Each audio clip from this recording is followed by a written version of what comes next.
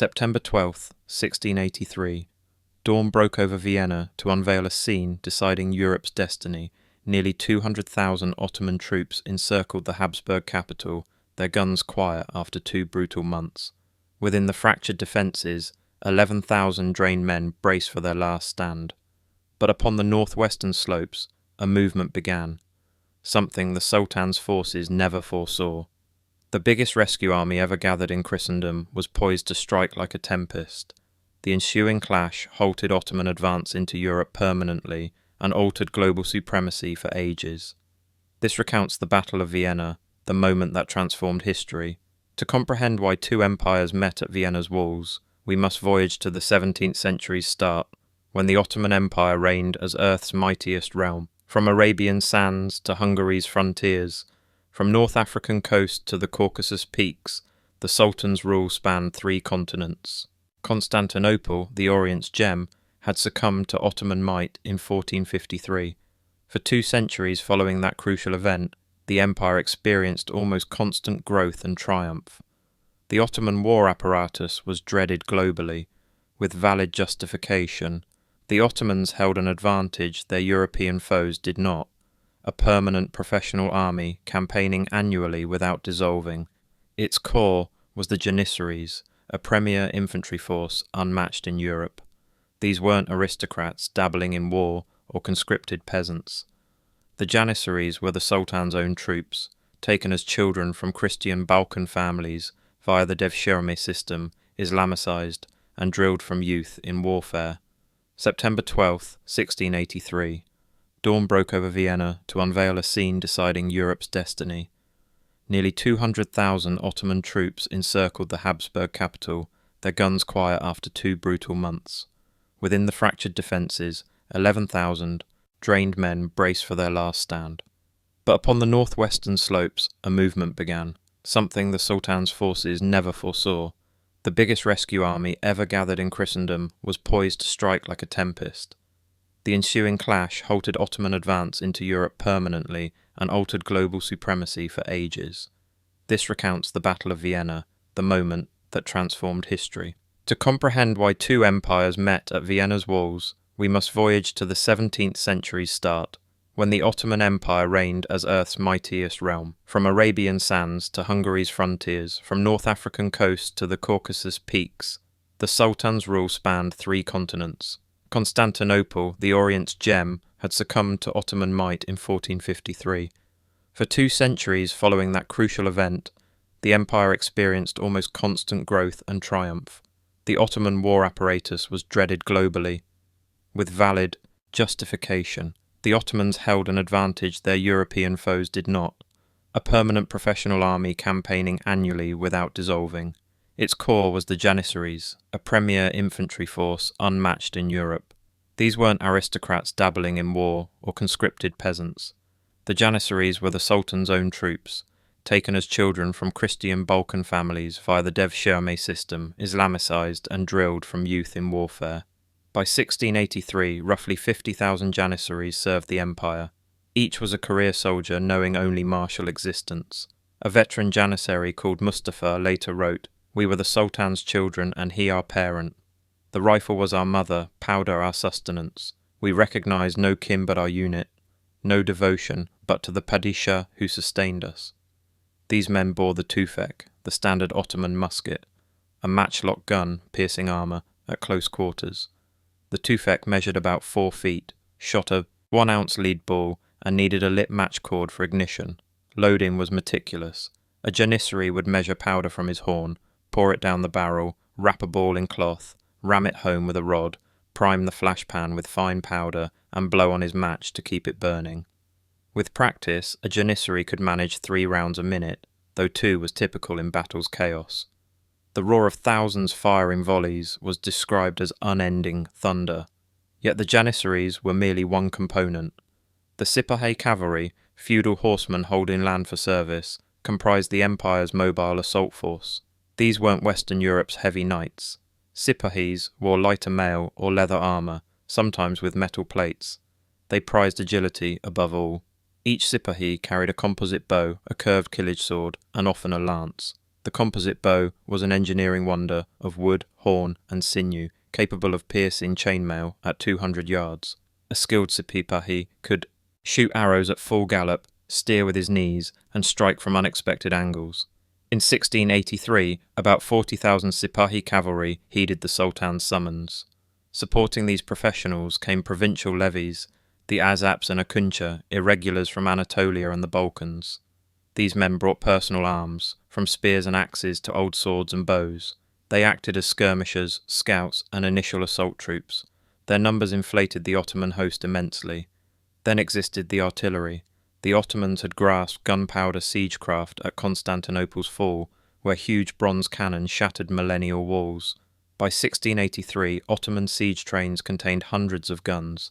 The largest, bombards, were colossal bronze tubes firing stone, or iron, shot up to 300 pounds.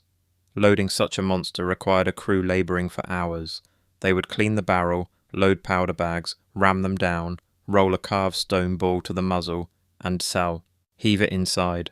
When fired, the blast echoed for miles, and the ball could wreck a wall section in one hit. Smaller guns, called Shahi and Shahi Topu, offered faster fire, hurling 30 to 60-pound balls at fortifications. One Ottoman gunner noted in his journal, "The ground shook when our great gun spoke. I have watched walls built by Roman emperors crumble like dust before our iron storm. Nothing human-made could withstand the Sultan's cannon."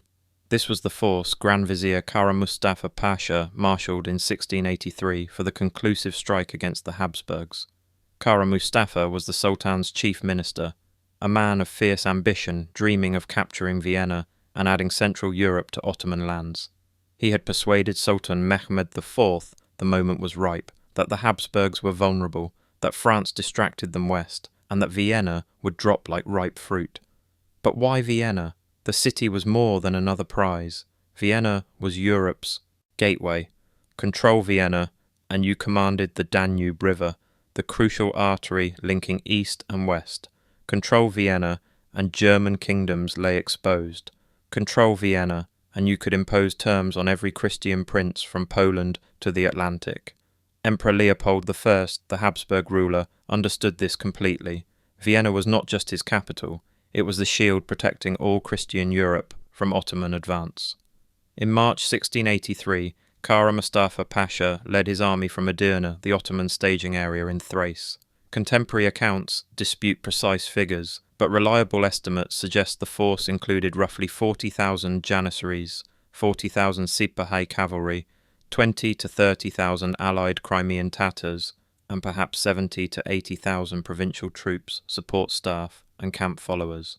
Thus the total Ottoman host marching on Vienna numbered between 170,000 and 200,000 souls.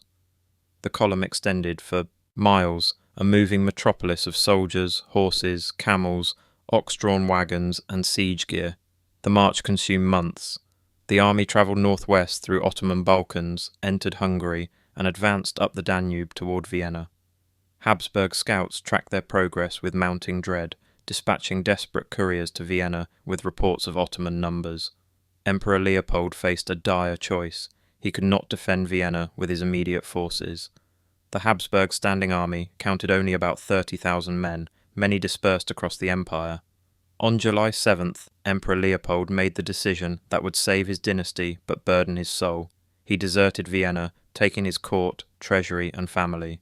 Leopold fled west to Passau, then Linz, leaving his capital's defence to Count Ernst Rüdiger von Starhemberg, Vienna's military governor. Starhemberg was a career soldier, aged 52, scarred from decades fighting Ottomans. He received command of the city's garrison, totailing approximately 11,000 soldiers after Leopold's exit, plus another 5,000 armed civilian volunteers. A merchant named Andreas recorded his thoughts as the emperor's train departed. "I watched our emperor ride off, and I admit my heart sank. How could we ordinary men resist the entire might of the East? My hands trembled so I could barely grip my musket. But then I saw the walls our forefathers built, and I thought of my wife and children hiding below. If we must perish, let it be here, defending all we cherish." Starhemberg set his men to reinforcing Vienna's fortifications. The city's walls had been rebuilt in modern style, after an earlier Ottoman siege in 1529. Instead of old vertical walls vulnerable to artillery, Vienna now possessed a trace Italienne, a star-shaped system of low, thick walls with projecting bastions enabling crossfire. The walls stood 20 feet high and up to 20 feet thick in places, brick-faced with stone. Before the walls lay a deep, dry moat, and beyond that a sloped earthwork called a glacis to expose attackers. But Starhemberg knew these defences, however strong, would not last against Ottoman siege skill. He needed time for aid to come, time for the relief force Emperor Leopold had vowed to send. So Starhemberg's men demolished buildings outside the walls to clear fields of fire, stocked city stores with grain and powder, and positioned their artillery. Vienna's garrison owned about 300 cannon of various sizes, mostly bronze pieces firing 6 to 24-pound balls. These guns were placed along bastions and walls, each crew trained to shoot an approaching enemy and counter Ottoman battery positions. The defenders carried an array of weapons. The regular infantry, mostly German and Austrian troops in Habsburg service, used matchlock muskets akin to the Ottoman tüfek, though the imperial musket, the arquebuse, was longer and fired a heavier ball. Like their Ottoman counterparts, these soldiers endured the tedious loading process for each shot: powder, ball, ram, prime, blow the match, aim, pull the trigger. Elite units carried newer flintlock muskets, which used flint-striking steel for sparks instead of a burning match. Flintlocks were more reliable in rain and quicker to ready, but costly and not yet standard. For close combat, defenders relied on pikes, swords, and halberds. The pike, an 18-foot wooden shaft with a steel tip, was the main defence against cavalry charges. Pikemen trained to present a wall of points no horse would charge. When Ottoman troops breached walls or broke into outworks, fighting came to cold steel. Sabre slashes, sword thrusts, the brutal work of axes and hammers crushing armour and bone. On July the 14th, the Ottoman vanguard emerged on hills south of Vienna. The main army arrived in succeeding days until the entire host surrounded the city on 3 sides, leaving only the Danube's north bank open. Kara Mustafa erected his splendid command tent, a silk and gold pavilion on a hill overlooking Vienna's walls. From here, he directed siege operations with near absolute confidence. Vienna would fall. It was merely a question of time. The Ottoman siege strategy used proven methods rather than direct assault, which would cost thousands. Kara Mustafa ordered his engineers to start digging. This was siegecraft science, and the Ottomans excelled. They dug zigzag trenches called saps, approaching walls in patterns shielding diggers from defensive fire. As trenches neared, Ottoman miners tunnelled underground beneath Vienna's walls and bastions. Their goal was to plant large powder charges in chambers under foundations, then detonate them to collapse wall sections. Concurrently, Ottoman artillery commenced firing. The great bombards, placed in fortified batteries, began hurling huge projectiles at Vienna's defences. Smaller guns maintained rapid fire, preventing repairs and forcing defenders down. The noise was incessant day and night, a rolling thunder never ceasing. Stone balls weighing hundreds of pounds smashed into walls, creating clouds of pulverized brick. Red-hot iron balls fired into the city started conflagrations burning whole districts. A young soldier named Johann wrote to his sister in a letter never sent, found in rubble later. "You cannot conceive the sound, dear sister. It never stops, not for an instant. The crash of cannon, the whistle of falling shot, the shrieks of the hurt. I have not slept more than an hour straight in weeks. We dig in rubble by day, trying to mend what Turkish guns destroy, and we fight in darkness by night, when their miners break into our counter-tunnels. Yesterday I killed a man bare-handed in a tunnel coffin wide. His face haunts me, but we do not yield. We cannot. If Vienna falls, where will you flee? Where will any be safe?" The garrison fought back with desperate ingenuity. Starhemberg organised counter-miner teams digging their own tunnels to intercept Ottoman mine shafts before they reached walls. When tunnels met, vicious underground battles erupted in total blackness. Men fought with knives and pistols in spaces too cramped to move. Both sides used a terrifying weapon in these subterranean wars, the hand grenade.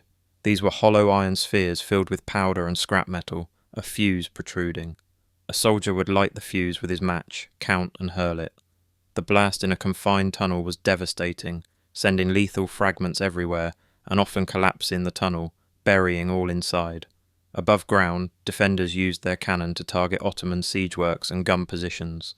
They fired solid shot to knock down earthwork barriers protecting Ottoman guns, and they fired chain shot, 2 balls linked by chain that tumbled through air, devastating to troops in open ground. When Ottoman soldiers massed for assault, defenders loaded cannon with canister, shot, turning each gun into a giant shotgun firing hundreds of musket balls in a spreading cone of death. Despite all, the Ottoman siege crept inexorably forward. By early August, sections of Vienna's outer fortifications were badly damaged by artillery and mine blasts. The bastions guarding the Berg and Lobel positions showed dangerous cracks. On August 12th, a massive Ottoman mine exploded under the Berg Ravelin, an outer defensive work. The blast threw earth and stone hundreds of feet high and opened a breach. Ottoman assault troops, janissaries in distinctive white felt caps and robes, charged the gap with terrible war cries. The ensuing fighting was savage beyond description. The defenders, exhausted and reduced by 2 months of constant combat, met janissaries with musket fire, pikes, and raw desperation. Men fought hand to hand in rubble, slipping on blood, choking on powder smoke so thick visibility was 5 paces. The janissaries pushed forward, their tufek barking, their scimitars rising and falling. Habsburg pikemen braced weapons against the assault, steel points finding armour gaps. Grenades exploded in blinding flashes. After 3 hours of continuous combat, defenders drove the janissaries back and hastily built a new line behind the breach. But all knew this was temporary. The Ottomans would return. Each time defenders had fewer men. Casualties mounted daily. Disease spread in the overcrowded city. Food supplies dwindled despite rationing. Powder stocks fell to critical levels. By late August, Starhemberg estimated he had perhaps 8,000 effective soldiers left, and Ottoman guns had opened several more breaches.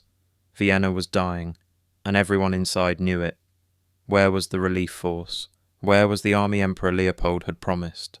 The answer lay in desperate diplomacy across Europe. Leopold's emissaries had travelled to every Christian court, pleading for help. The Pope blessed the cause and sent funds.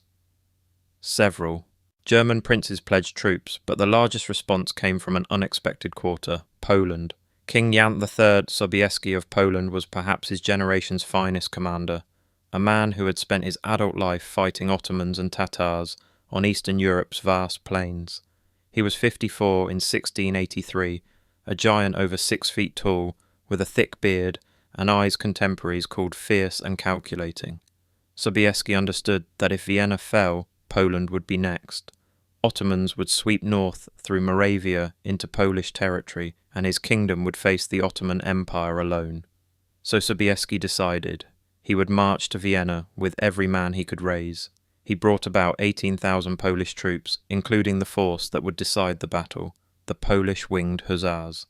These heavy cavalry were legendary across Europe, feared and respected equally.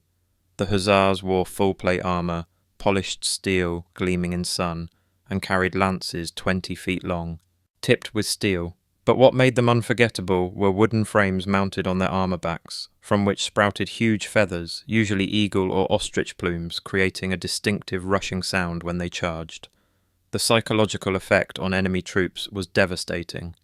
A Hussar officer named Stanisław wrote in his memoirs, "We were Poland's pride, descendants of knights who had defended Christendom for centuries, each trained from boyhood to fight from horseback, to couch the lance, to strike with perfect timing at full gallop. Our armour could deflect musket balls and sword blows. Our horses were bred for strength and courage. When we charged, we were unstoppable, a steel avalanche breaking armies and crushing enemy spirit." The Hussars carried more than lances. Each man had a straight sabre, a wheellock or flintlock pistol, and sometimes a warhammer for close combat. The wheellock pistol was a marvel of 17th century engineering, using a spinning wheel pressed against iron pyrite to create sparks and ignite powder. These pistols were costly but reliable and could be carried loaded. Unlike matchlock weapons, a hussar would charge with his lance couched under his arm for initial impact, then drop the shattered lance and draw his pistol and sabre for the ensuing melee. Joining Sobieski's Poles were German imperial troops under Charles V, Duke of Lorraine. bringing about 20,000 battle-hardened soldiers. Additional forces came from Bavaria, Saxony, Swabia, and Franconia, German states knowing Vienna's fall would expose them. In total, the relief army assembling near Tulln, northwest of Vienna, numbered approximately 70,000 men. It was the largest Christian force gathered in Europe in generations, yet still outnumbered by the Ottoman host surrounding Vienna. Duke Charles of Lorraine was an experienced commander, but he deferred to Sobieski's tactical genius and greater experience fighting Ottomans, the Champions. Two men met on September the 6th to coordinate strategy. They faced a desperate situation. Vienna verged on collapse. Intelligence from messengers who had slipped through Ottoman lines indicated Starhemberg had perhaps days before his ammunition vanished, or another major breach forced a final defence. The relief army had to attack immediately under the worst conditions. Terrain around Vienna favoured the siege defenders, not the relief force. The Ottoman army had positioned itself with the city at its back and the Vienna woods, a range of forested hills, protecting its left flank. To reach Vienna, the Christian army had to march through these hills, emerge onto the plain before the city, and attack an entrenched enemy that had spent 2 months fortifying positions. It was a military nightmare, but there was no choice. On September 8th, the relief army began its approach march. They moved in several columns through the Vienna woods, following narrow forest tracks and mountain paths. This was extremely dangerous. If Ottomans discovered them while strung out in column, the entire relief force could be destroyed piecemeal. But Sobieski gambled that Kara Mustafa would be so focused on Vienna's final collapse he wouldn't expect a major attack from the wooded hills. He was partly right. Ottoman scouts did report movement in the Vienna woods, but Kara Mustafa dismissed the reports. He believed the relief force was still days away. He believed Vienna would fall before they arrived. His attention remained fixed on the city's crumbling defences, where his miners were preparing what he expected to be the final decisive assault. On September 11th, the relief army completed its march through the Vienna woods and assembled on the Kahlenberg Heights, a ridge overlooking Vienna and the entire Ottoman siege camp. From this vantage, Christian commanders could see everything: the sprawling Ottoman encampment with thousands of tents, the siege lines encircling Vienna, the breaches in the city's walls, and smoke rising from fires inside the doomed city. They could also see Vienna still flew Habsburg banners. The city still held. They were not too late. That night, as the relief army made final preparations, a single cannon shot boomed from the Kahlenberg Heights. It was a signal to Vienna's garrison that help had arrived. Inside the city, men wept with relief. Starhemberg immediately ordered his remaining powder saved for the next day's battle. They would hold a little longer. A priest in Vienna recorded, "When we heard that cannon shot echo from the hills, I knelt and thanked God for his mercy. All around me soldiers embraced, then returned to the walls with renewed strength. Hope is a powerful weapon." September 12th, 1683 dawned clear and cool. By 6 in the morning, both armies prepared for battle. The relief force held the high ground of the Kahlenberg and surrounding hills, but they had to descend to the plain to engage the main Ottoman army. Sobieski organised his forces into 3 main divisions. On the left, nearest the Danube, Duke Charles of Lorraine commanded the German imperial troops and contingents from various German states. In the centre, additional German forces under various princes. On the right, holding the position closest to the Vienna woods, Sobieski placed his Polish army, including the precious winged Hussars. This positioning was deliberate. The right flank had the most room to manoeuvre, and Sobieski planned the decisive cavalry charge that would break the Ottoman army. Kara Mustafa faced an agonizing decision. He could continue focusing on Vienna and try to take the city before the relief army attacked, or he could abandon the siege, turn his entire force around, and meet the Christian army in open battle. In perhaps his greatest error, he tried to do both. He left a substantial portion of his forces, including many janissaries, to continue the siege and assault Vienna's walls, while he turned the rest of his army to face the approaching relief force. This divided his strength at the critical moment, and meant the Ottoman army would fight without its full power concentrated. The Ottoman forces turning to face the relief army consisted primarily of the Sipahar cavalry, the Tatar horsemen, and numerous provincial infantry units. Kara Mustafa positioned his artillery on rising ground to fire at the descending Christian army. and he ordered the Sipahi to prepare for the cavalry battle he expected. His plan was simple. His superior numbers would wear down the Christian forces, his artillery would disrupt their formations, and his cavalry would find a weak point to exploit.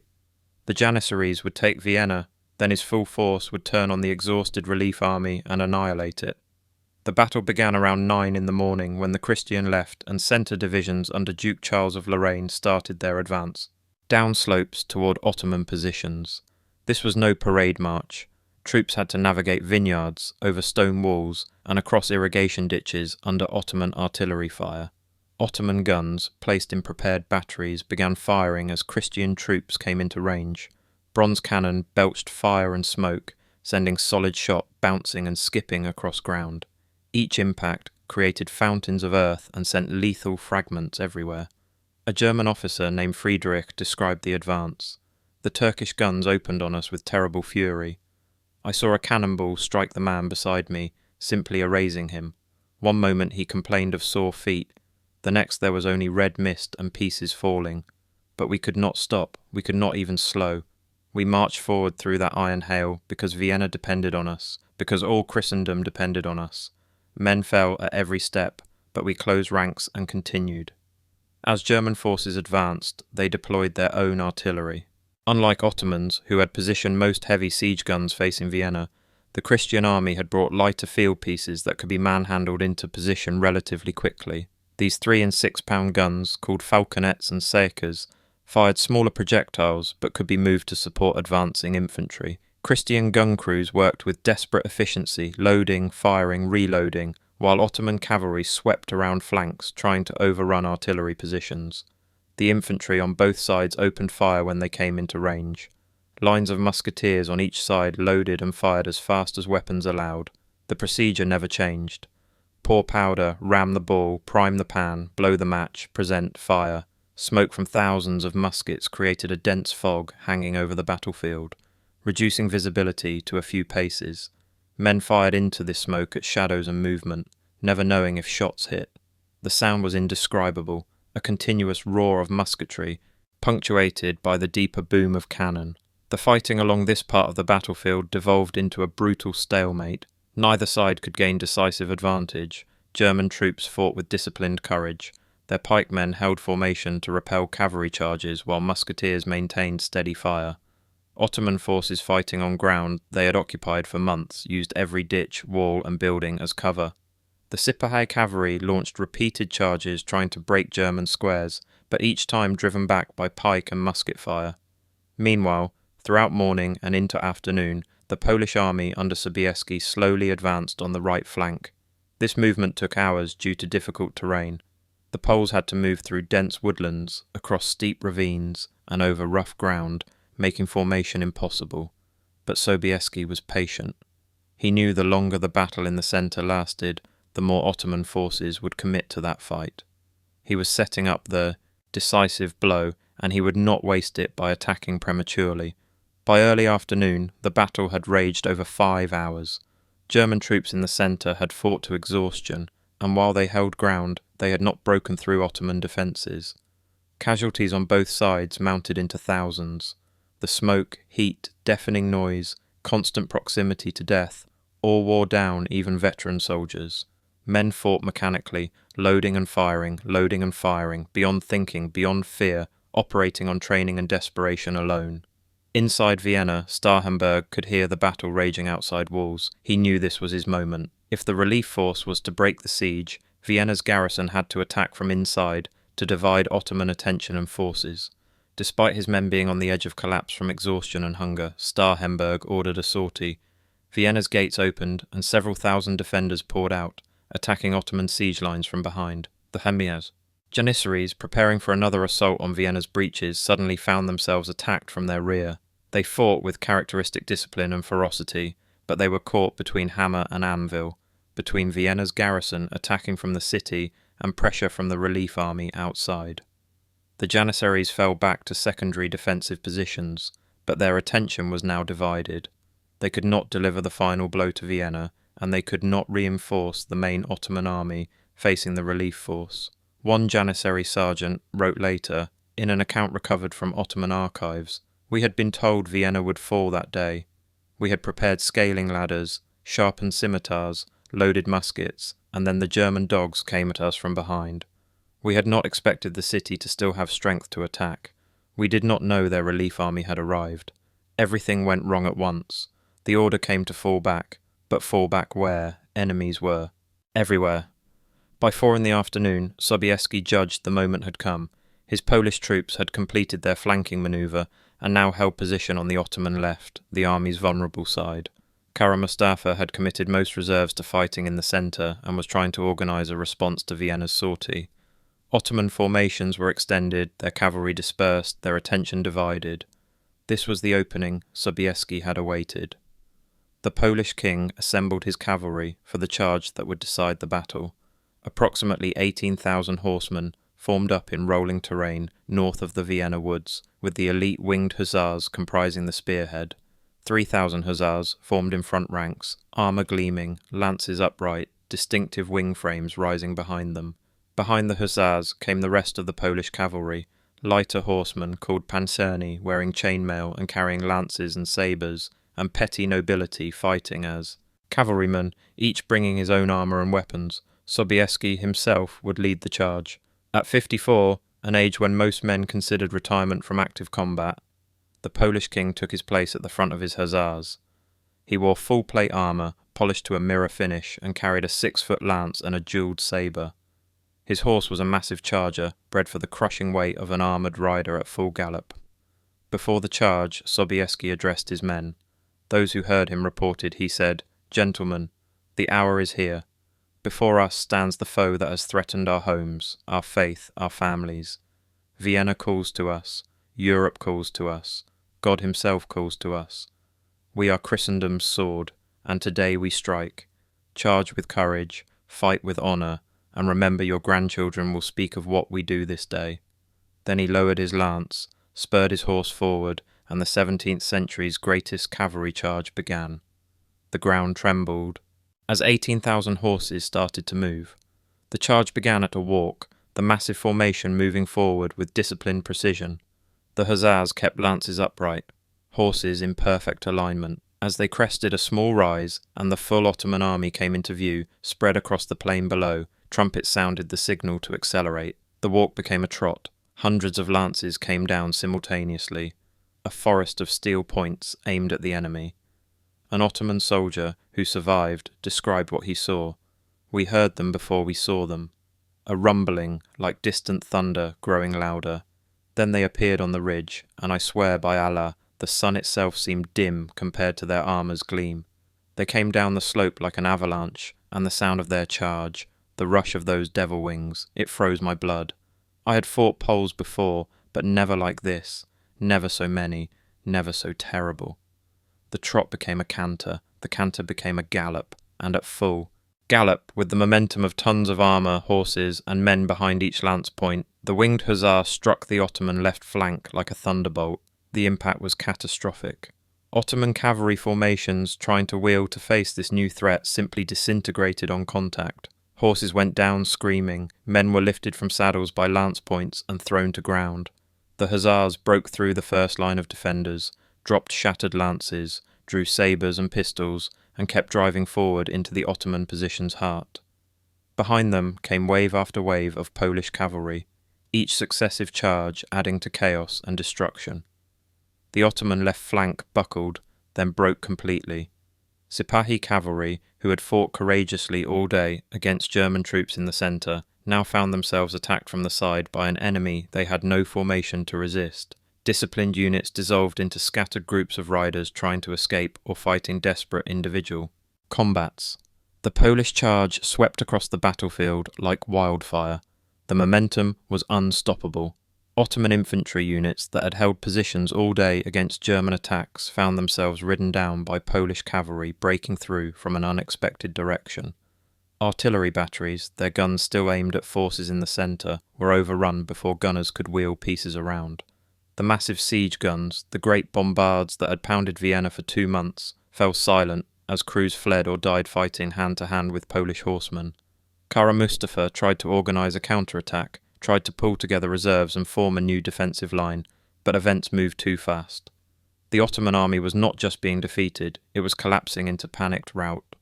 When soldiers in the centre saw the left flank disintegrating and Polish cavalry sweeping around behind them, unit cohesion evaporated, men threw down weapons and ran.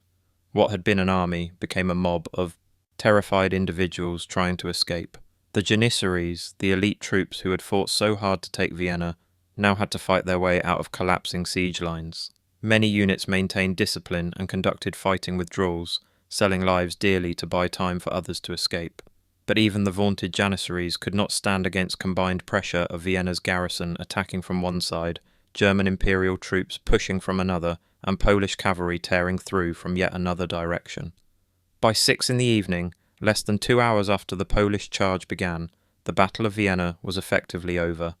The Ottoman army was in full retreat, streaming south and east away from Vienna, abandoning camps, artillery, supplies, everything that would slow them. Christian forces pursued, cutting down fleeing soldiers, capturing thousands of prisoners, seizing unimaginable booty from Ottoman encampments. Kara Mustafa escaped with his life and a portion of his army, but his dreams of conquest died on the plains before Vienna. He had commanded perhaps the largest and best equipped Ottoman army ever assembled, and he had seen it destroyed in a single afternoon. The Grand Vizier fled south, knowing his failure would not be forgiven. He was right. Sultan Mehmed IV, furious at the disaster, ordered Kara Mustafa executed on December 25, 1683. The Grand Vizier was strangled with a silk cord, the traditional method for executing high-ranking Ottoman officials, in Belgrade. King Jan Sobieski entered Vienna on September 13th to the surviving population's jubilation. Starhemberg, the garrison commander who had held the city against impossible odds for 2 months, met the Polish king at the gates. The two men embraced, and witnesses reported both wept. Sobieski toured the devastated city, saw the breaches in the walls, burned buildings, exhausted defenders, and understood just how close Vienna had come to falling. That evening, Sobieski wrote to his wife, Queen Maria Kazimiera, paraphrasing Julius Caesar's famous words, "Veni, vidi, Deus vici, I came, I saw, God conquered." It was not false modesty. Sobieski genuinely believed Vienna's victory was divine intervention, that God had used Christian armies as his instrument to turn back the Ottoman tide. Casualties from the Battle of Vienna were staggering. The Ottoman army lost approximately 15,000 dead on the battlefield and suffered perhaps another 20,000 captured or dead from wounds in following days. Christian forces lost around 4,000 killed or mortally wounded, with thousands more injured. Inside Vienna, the 2-month siege had killed approximately 3,000 soldiers and perhaps 10,000 civilians from combat, disease, and starvation. But numbers alone cannot capture Vienna's significance. The Ottoman Empire had suffered its most decisive defeat in over a century. The aura of Ottoman invincibility, carefully cultivated through 200 years of nearly continuous expansion, shattered in a single day. The balance of power in Eastern Europe shifted permanently. More immediately, Vienna's defeat triggered what historians call the Great Turkish War, a 16-year conflict in which a coalition of Christian powers, the Holy League formed by the Pope, Austria, Poland, Venice, and eventually Russia, systematically rolled back Ottoman conquests in the Balkans. Armies that had spent centuries on the defensive now went on the offensive. Cities and territories under Ottoman rule for generations were reconquered. By the Treaty of Karlowitz in 1699, the Ottoman Empire was forced to cede Hungary, Transylvania, and large Balkan bastions to the Habsburg Empire and its allies. The psychological and cultural impact resonated further. Vienna became a symbol of Christian resistance, the city that stood firm when all seemed lost. The legend of the ass. Winged hussars grew to mythical proportions. Coffee houses sprang up across Vienna, supposedly started by entrepreneurs using sacks of coffee beans abandoned in Ottoman camps. The croissant pastry, according to popular though disputed legend, was created in Vienna to commemorate victory, its crescent shape mocking the Islamic symbol. Whether these particular stories are true or not, they reflect how deeply the battle embedded itself in European consciousness. For the Ottoman Empire, Vienna marked the beginning of a long, slow decline. The empire would continue for another 240 years until final dissolution after World War I, but it would never again threaten Central Europe. The dynamic expanding power that had made Constantinople tremble before Suleiman the Magnificent became gradually and inexorably the sick man of Europe, struggling to maintain territories rather than conquering new ones, falling further behind European powers in technology, military, organization, and economic development. The weapons and tactics that clashed at Vienna also represented a military history turning point. The matchlock muskets equipping most infantry on both sides were already becoming obsolete. Within a generation, flintlock firearms would become standard, offering faster reload times and better reliability. Cavalry importance would begin its long decline as infantry firepower improved. The winged Hussars, so devastating at Vienna, would find themselves less effective in 18th century gunpowder battles. Artillery would continue growing in importance, becoming lighter, more mobile, more lethal. But perhaps Vienna's most important legacy was proof that superior numbers and siege expertise were not enough to guarantee victory. Kara Mustafa commanded a larger force, had better siege artillery, and held better ground for most of the battle.